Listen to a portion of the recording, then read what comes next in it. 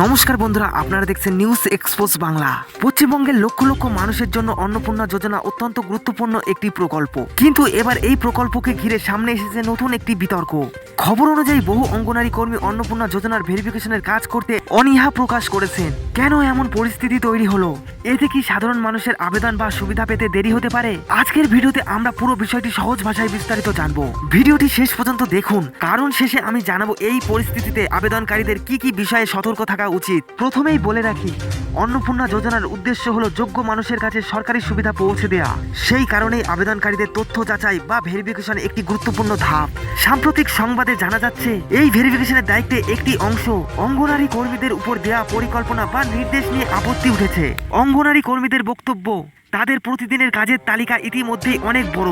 শিশুদের পুষ্টি, গর্ভবতী ও প্রসূতি মায়ের পরিষেবা, বিভিন্ন সরকারি সমীক্ষা, স্বাস্থ্য সংক্রান্ত কাজ, রেকর্ড সংগ্রহণ, এসব নিয়েই তারা ব্যস্ত থাকেন। এই অবস্থায় আবার বাড়ি বাড়ি গিয়ে অন্নপূর্ণা যোজনার ভেরিফিকেশন করা তাদের পক্ষে অত্যন্ত কঠিন হয়ে পড়বে বলে তারা জানিয়েছেন। তাদের দাবি, অতিরিক্ত দায়িত্ব দেওয়ার আগে পর্যাপ্ত জনবল, সময় এবং প্রয়োজনীয় সহায়তার বিষয়টি বিবেচনা করা উচিত। এখন অনেকের মনে প্রশ্ন উঠেছে, এর ফলে কি অন্নপূর্ণা যোজনা বন্ধ হয়ে যাবে? এই প্রশ্নের উত্তরে বলা যায়, বর্তমানে এমন কোনো সরকারি ঘোষণা নেই যে প্রকল্পটি বন্ধ হয়ে যাচ্ছে, তাই এই ধরনের গুজবে বিশ্বাস করবেন না। তবে যদি ভেরিফিকেশনের কাজে বিলম্ব হয়, তাহলে কিছু আবেদন নিষ্পত্তি হতে সময় বেশি লাগতে পারে। এটি সম্ভাব্য প্রশাসনিক প্রভাব হতে পারে, কিন্তু বিষয়টি সংশ্লিষ্ট দপ্তরের সিদ্ধান্তের উপর নির্ভর করবে।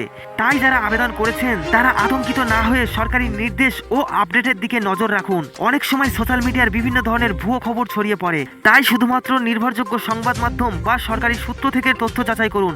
যদি কোনো সরকারি কর্মী আপনার নথি যাচাই করতে আসেন, তাহলে প্রয়োজনীয় কাগজপত্র প্রস্তুত রাখুন এবং সঠিক তথ্য দিন। ভুল তথ্য দিলে ভবিষ্যতে সমস্যার মুখে পড়তে পারেন। এখন দেখার বিষয়, সরকার এবং সংশ্লিষ্ট দপ্তর এই পরিস্থিতির সমাধানে কি সিদ্ধান্ত নেয় এবং ভেরিফিকেশনের প্রক্রিয়া কিভাবে এগিয়ে নিয়ে যাওয়া যায়। আজকের আপডেট এই পর্যন্তই। আপনার কি মনে হয়, অঙ্গনারী কর্মীদের উপর অতিরিক্ত দায়িত্ব দেওয়া কি ঠিক, নাকি এই কাজের জন্য আলাদা ব্যবস্থা করা উচিত?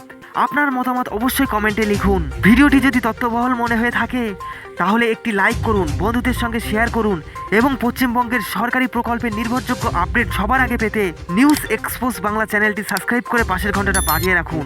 ধন্যবাদ, সুস্থ থাকুন, ভালো থাকুন, আবার দেখা হবে পরবর্তী ভিডিওতে।